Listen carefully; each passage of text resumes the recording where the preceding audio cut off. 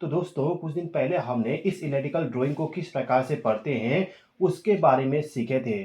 अब ये जो मेरे पास में इलेक्ट्रिकल ड्राइंग है, इस इलेक्ट्रिकल ड्राइंग का इस्तेमाल करते हुए किस प्रकार से हम किसी इलेक्ट्रिकल पैनल का ट्रबल शूटिंग करते हैं उसके बारे में सीखने वाले हैं। यानी कि यदि आपके इलेक्ट्रिकल पैनल में कोई प्रॉब्लम आता है तो आप ड्राइंग का इस्तेमाल करके कैसे उस प्रॉब्लम को सॉल्व करोगे उसी के बारे में सीखने वाले हैं। तो चलिए दोस्तों वीडियो को स्टार्ट करते हैं। तो ये जो दो फैन और पंप है, इसको चालू करने के लिए जो हमारा इलेक्ट्रिकल पैनल है उस पैनल पे एक हूटर लगा हुआ है। वो हूटर अभी के टाइम पे अलार्म जनरेट कर रहा है।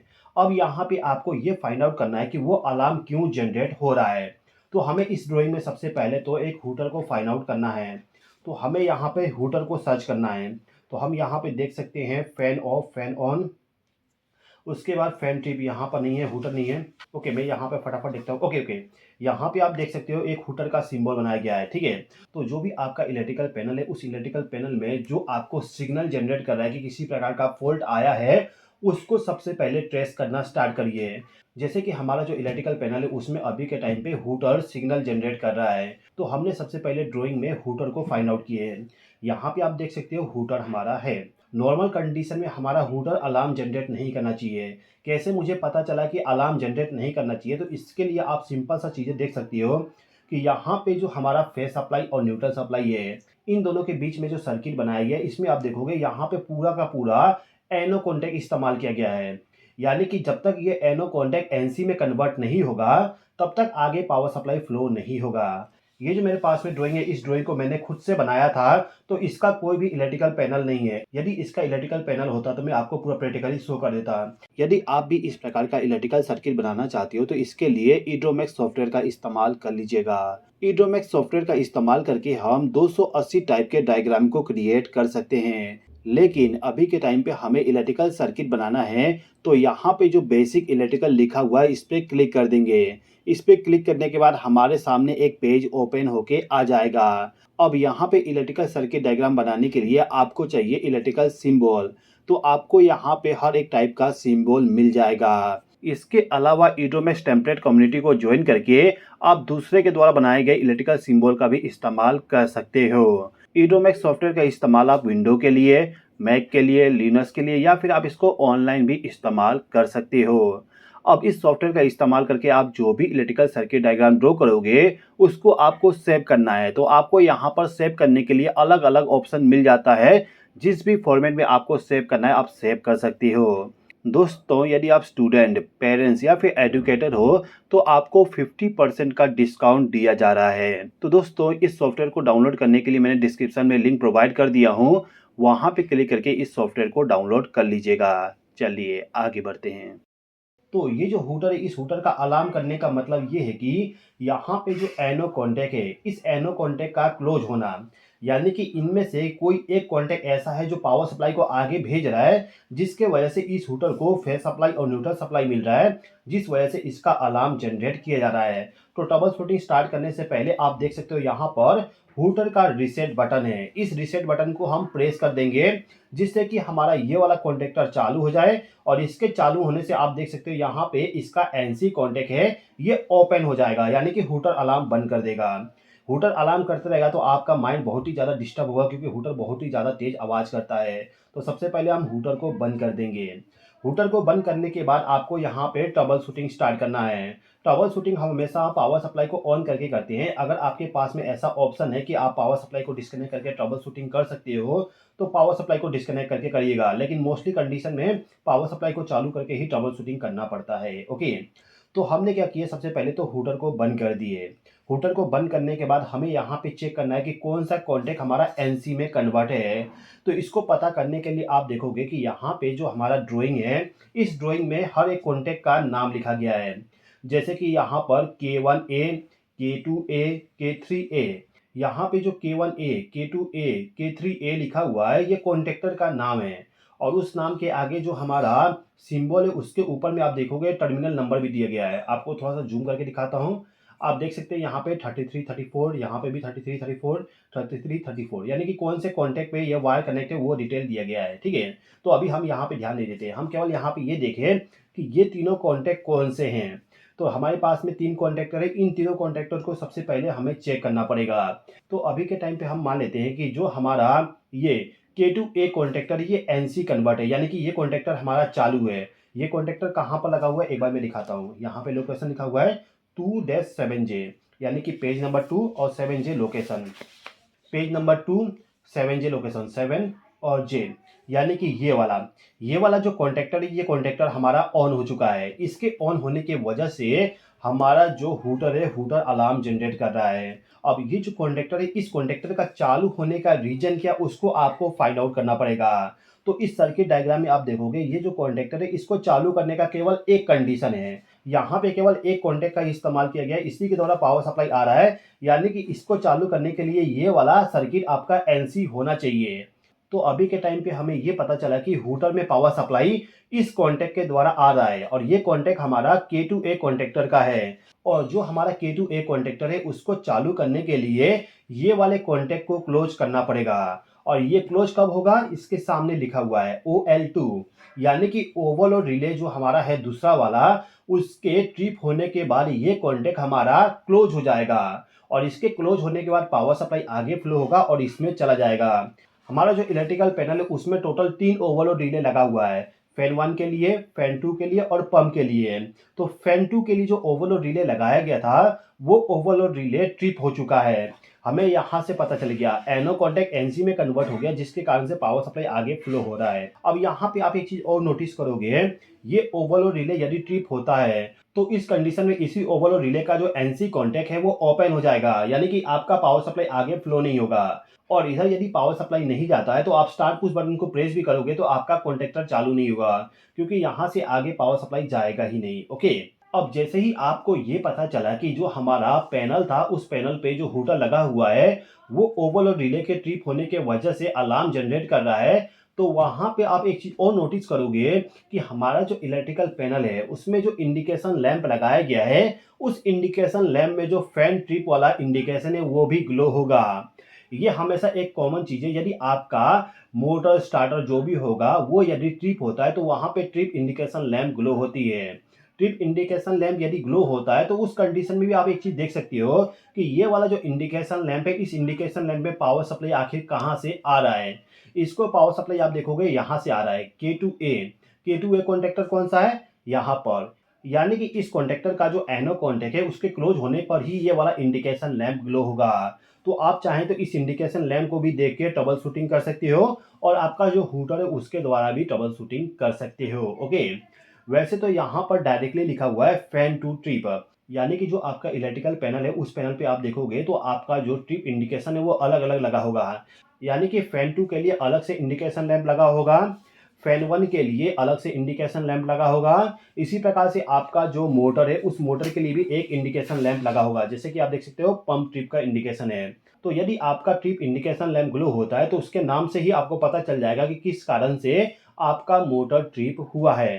तो आपको यहाँ पे पता चल गया कि ओवरलोड रिले की वजह से अलार्म जनरेट किया जा रहा है, तो ओवरलोड रिले क्यों ट्रिप हुआ उसको आप फाइंड आउट करिए, उसको रेक्टिफाई करिए, उसके बाद में आप इसको रीसेट करके दोबारा आपके स्टार्टर को चालू कर सकते हो। ओके, तो अभी के टाइम पे एक प्रॉब्लम हमने रेक्टिफाई कर ली है। अब आपके पास में एक और कंप्लेन ये आया कि आपका जो पंप है वो पंप ऑन नहीं हो रहा है। अब ये जो पंप है इसको चालू करने में क्या प्रॉब्लम आ रही है उसको हमें रेक्टिफाई करना है। तो सबसे पहले हम क्या करेंगे, इस पंप के लिए जो ड्राइंग है उस ड्राइंग को ओपन करेंगे। तो जैसे कि मैंने आपको बताया कि हर चीज के लिए अलग अलग ड्राइंग बनाया गया है, तो उसको हम ओपन करेंगे। आपका जो इलेक्ट्रिकल पैनल है उसमें आपको फाइंड आउट करना होगा कि जो पर्टिकुलर डिवाइस चालू नहीं हो रहा है उस पर्टिकुलर डिवाइस का सर्किट डायग्राम कौन सा है। सबसे बड़ा टास्क तो यही होता है कि आपको प्रॉपर ड्राइंग ओपन करना है। तो जो हमारा पंप है उस पंप का हम ड्राइंग को ओपन कर लेते हैं। तो ये जो ड्राइंग है इस ड्राइंग को ओपन करने के बाद आपको सबसे पहले ये देखना है कि इस ड्राइंग में कोई इंडिकेशन लैंप लगाया गया है क्या। आप देख सकते हो यहाँ पे pump trip, pump of, pump on, ये 3 इंडिकेशन लैंप लगाया गया है। तो आपको देखना है कि इन तीनों इंडिकेशन लैंप में से कोई इंडिकेशन लैंप ग्लो हो रहा है कि नहीं हो रहा। अभी के टाइम पे हम स्टार्टर के पैनल पे देखते हैं तो वहाँ पे हमें ये मिल रहा है कि पंप ऑफ वाला इंडिकेशन ग्लो हो रहा है, ये वाला ऑफ है और ये वाला भी ऑफ है। यानी कि इनको देखने के बाद हमें ये पता चल रहा है कि जो हमारा ये ऑफ वाला इंडिकेशन है इस तक पावर सप्लाई जा रहा है। इसके अलावा हमें ये भी मालूम चल गया इसको देखने के बाद कि हमारा मेन कॉन्टैक्टर अभी ऑफ कंडीशन में है। यदि यहाँ पे आपको पावर सप्लाई नहीं मिलता है तो सबसे पहले आपका जो यहाँ पर फ्यूज लगा हुआ है इसको चेक कर लीजिए। क्योंकि मोस्टली कंडीशन में क्या होता है कि जो आपका पैनल है उस पैनल में जो फ्यूज लगा होता है फ्यूज ब्लोन हो जाती है। तो इस फ्यूज को हम रिमूव करेंगे और इसको रिमूव करने के बाद चेक करेंगे कि हमारा फ्यूज सही है कि नहीं है। फ्यूज को चेक करने के बाद यदि आपका फ्यूज सही है तो उसको दोबारा लगा दीजिए, और यदि आपका फ्यूज ब्लोन है तो उसको आप रिप्लेस करके लगा दीजिए, तो आपका पैनल स्टार्ट हो जाएगा। अभी के टाइम पे हम मान लेते हैं कि हमारा जो फ्यूज है फ्यूज प्रॉपर है, तो हम क्या करेंगे फ्यूज को दोबारा लगाएंगे।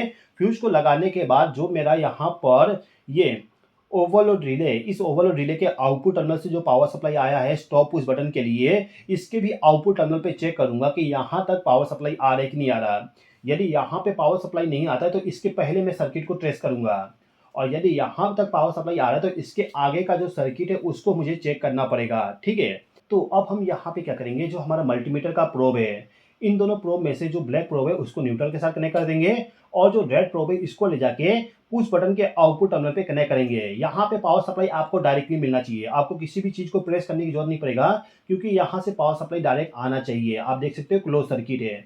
तो यदि आपको यहाँ पे प्रॉपर वोल्टेज मिल रहा है, प्रॉपर वोल्टेज का मतलब कि आपका जो यहाँ पे कंट्रोलिंग किया गया है वो कंट्रोलिंग वोल्टेज कितना है, यदि 230 वोल्ट का कंट्रोलिंग किया गया है तो आपको 230 वोल्ट मिलना चाहिए। यदि आपको यहाँ पे पावर सप्लाई नहीं मिलता है तो आप ये समझोगे इसके पहले जो पावर सप्लाई आ रहा है उसमें प्रॉब्लम है। अभी के टाइम पे हम मान लेते हैं कि इस पॉइंट पे हमें पावर सप्लाई मिल रहा है, तो इसमें पावर सप्लाई यदि हमें मिल रहा है तो हम क्या करेंगे, जो हमारा यहाँ पर सेलेक्टर स्विच है, इस सेलेक्टर स्विच पे आप देखोगे दो टर्मिनल पे पावर सप्लाई कनेक्ट किया गया है, एक तो हमारा इस पॉइंट पे और दूसरा यहाँ पर। तो इन दोनों पॉइंट पे हम पावर सप्लाई को चेक करेंगे, यहाँ पे भी हमें पावर सप्लाई मिल रहा है, तो इसके आगे आएंगे। ठीक है, इसके आगे आने से पहले भी आप एक चीज कर सकती हो कि आपका जो सेलेक्टर स्विच है इसमें आप देखोगे यहाँ पर लिखा हुआ है ऑटो ऑफ मैनुअल, यानी कि ये हमारा ऑटो मैनुअल वाला सेलेक्टर स्विच है। और जो हमारा यहाँ पर पंप है, इस पंप को जैसे कि मैंने पिछले वीडियो में बताया था, ऑटोमेटिकली चालू करने का भी ऑप्शन है और मैनुअली भी चालू करने का ऑप्शन है। तो हम क्या कर सकते हैं कि इस सेलेक्टर स्विच को सबसे पहले तो मैनुअल पे करके बटन को प्रेस करके चेक करेंगे कि कॉन्टैक्टर चालू होता है कि नहीं होता है। यदि आपका कॉन्टैक्टर चालू हो गया तो आप ये समझोगे कि मैनुअल वाला जो सर्किट है, यानी कि ये वाला जो सर्किट है वो प्रॉपर है। यदि आपका ये वाला सर्किट प्रॉपर है तो आप क्या करोगे, इसको ऑटो पोजीशन पे सेलेक्ट करोगे, उसके बाद इस वाले सर्किट को आप चेक करोगे। अब यहाँ पे जो सर्किट है इसमें आप देखोगे कुछ लगाया गया है। अब ये क्या चीज़ है, इसको फाइंड आउट करने के लिए आप यहाँ पे लोकेशन देख सकते हो। ये जो यहाँ पर ये कॉन्टेक्ट लगाया गया इसके सामने लिखा हुआ है T1 T2, यानी कि टाइमर हो सकता है। ठीक है, मैं पिछले वीडियो में बताया था ये टाइमर है। तो जो आपका टाइमर है, टाइमर का जो कॉन्टैक्ट है, इस कॉन्टैक्ट के द्वारा हमारे इस कॉन्टैक्टर को चालू किया जा रहा है। अभी के टाइम पे हमने क्या किया था कि जो हमारा सेलेक्टर स्विच है इसको मैनुअल पे करके पुश बटन को प्रेस किए, कॉन्टैक्टर चालू हो गया। उसके बाद जब मैंने ऑटो पे कर दिया, उसके बाद मैं दोबारा से जैसे पंप को चालू करने के लिए काम करते हैं वैसे किए तो पंप चालू नहीं हुआ। तो हम यहाँ पे ये देखेंगे कि हमारा जो ऑटो पोजीशन है, ऑटो पोजीशन पे आखिर क्यों हमारा पंप चालू नहीं हो रहा है। तो इस पंप को ऑटो पोजीशन पे चालू करने के लिए आप देख सकते हो पावर सप्लाई यहाँ से आना चाहिए, और इसके द्वारा पावर सप्लाई आने के लिए ये कॉन्टैक्ट हमारा चेंज होना चाहिए। अब यहाँ पे हमें ये मालूम चल गया कि इस टाइमर के द्वारा ही हमारा कॉन्टैक्टर चालू होगा, और प्रॉब्लम यहीं पे हो सकता है। तो आपका जो पैनल है उस पैनल पे देखिए कहाँ पर टाइमर लगाया गया है, और उस टाइमर पे आप देखोगे कि कॉन्टैक्ट होगा 15, 16, 18 नंबर का टर्मिनल होगा। उस टर्मिनल पे आपको यहाँ पर फेस सप्लाई मिलता है कि नहीं मिलता उसको देखिए। इसको चेक करने से पहले आपका सेलेक्टर स्विच ऑटो पोजीशन पे होना चाहिए। यदि आप मैनुअल कर दोगे तो आपको यहाँ पे पावर सप्लाई नहीं मिलेगा, ऑटो पोजीशन पे ही यहाँ पे पावर सप्लाई मिलेगा। अभी के टाइम पे हम मान लेते हैं कि हमें यहाँ पे पावर सप्लाई मिल रहा है। ओके, अब यहाँ पे पावर सप्लाई मिलने के बाद भी हमारा ये कॉन्टैक्टर चालू नहीं हो रहा है, तो हम यहाँ पे एक सिंपल सा तरीका कर सकते हैं। एक वायर के लूप के जरिए 15 नंबर को 18 नंबर टर्मिनल के साथ शॉर्ट कर देंगे, यानी कि एक वायर के जरिए हम इन दोनों को कनेक्ट कर देंगे, जिससे कि हमारा कॉन्टैक्टर को डायरेक्ट पावर सप्लाई मिल जाए। यदि यहाँ पे एक वायर का लूप लगाने के बाद ये कॉन्टैक्टर चालू हो जाता है तो इस कंडीशन में हम समझेंगे कि हमारा कॉन्टैक्ट के द्वारा पावर सप्लाई तो आगे फ्लो होगा, लेकिन आखिर हमारा कॉन्टैक्ट चेंज क्यों नहीं हो रहा है। इसको फाइंड आउट करने के लिए आपका जो टाइमर है उस टाइमर में देखोगे A1 A2 टर्मिनल होता है। इस टाइमर का हम सिंबल निकालते हैं। ये जो टाइमर है इसके द्वारा ही इसका कॉन्टैक्ट चेंज होगा। हमने यहाँ पे वायर का लूप लगा दिया तो हमारा कॉन्टैक्टर चालू हो गया। अब यहाँ पे हमें ये फाइंड आउट करना है कि ये जो हमारा टाइमर है, इस टाइमर के द्वारा इस कॉन्टैक्ट को चेंज किया जा रहा है कि नहीं किया जा रहा है। तो ये जो टाइमर है, इस टाइमर के इस पॉइंट पे हम पावर सप्लाई को चेक करेंगे, इस पे पावर सप्लाई आ रहा है कि नहीं आ रहा है। इसको चेक करने के लिए आपको यहाँ पे स्टार्ट पुश बटन को प्रेस करना पड़ेगा, क्योंकि आप देख सकते हो इसके पहले जो पावर सप्लाई है वो इन तीनों टर्मिनल से आया है। यानी कि ये क्लोज होना चाहिए, ये क्लोज होना चाहिए या फिर ये क्लोज होना चाहिए, तभी जाके आगे पावर सप्लाई आएगा। तो इस पॉइंट पे पावर सप्लाई चेक करने के लिए हम इस पुश बटन को प्रेस करेंगे। इसको प्रेस करने के बाद यदि यहाँ पे पावर सप्लाई आता है, यदि यहाँ पे पावर सप्लाई आने के बाद भी आपका कॉन्टैक्ट चेंज नहीं होता, तो आप ये मान लीजिए कि आपका टाइमर फॉल्टी है। इस टाइमर को फॉल्टी डिसाइड करने से पहले इस टाइमर का जो A2 टर्मिनल है, इस पे न्यूट्रल पावर सप्लाई आ रहा है कि नहीं आ रहा, उसको भी चेक कर लीजिएगा। यदि आपको 100% ये लगता है कि ये टाइमर फॉल्टी है, तो इसको आप ओपन कर लीजिए। ओपन करने के बाद A1 A2 टर्मिनल पे आप फेज सप्लाई और न्यूट्रल सप्लाई कनेक्ट करके देखिए। कहीं से भी आप फेज सप्लाई और न्यूट्रल सप्लाई लाके इस पे कनेक्ट कर दीजिए और देखिए कि आपका टाइमर जो है वो कॉन्टैक्ट को चेंज करता है कि नहीं करता है। यदि चेंज नहीं करेगा तो टाइमर फॉल्टी है, और चेंज कर दिया तो कुछ और प्रॉब्लम हो सकता है, आपका वायरिंग में कुछ लूज होगा, उसको आप चेक कर लीजिएगा। ओके, तो ये वीडियो बहुत ही ज़्यादा लंबा हो गया, इस वीडियो को हम यहीं पे समाप्त करते हैं। यदि आप चाहते हो कि ट्रबल शूटिंग के ऊपर में और भी वीडियो मैं बनाऊं, तो आप कमेंट बॉक्स में कमेंट करके मुझे बताइए, आपके लिए मैं वीडियो बना दूंगा। ओके, आई होप कि आपको ये वीडियो पसंद आया होगा। वीडियो पसंद आए तो लाइक कर दीजिए, चैनल पर नए हो तो सब्सक्राइब कर लीजिए। इस वीडियो को देखने के लिए धन्यवाद।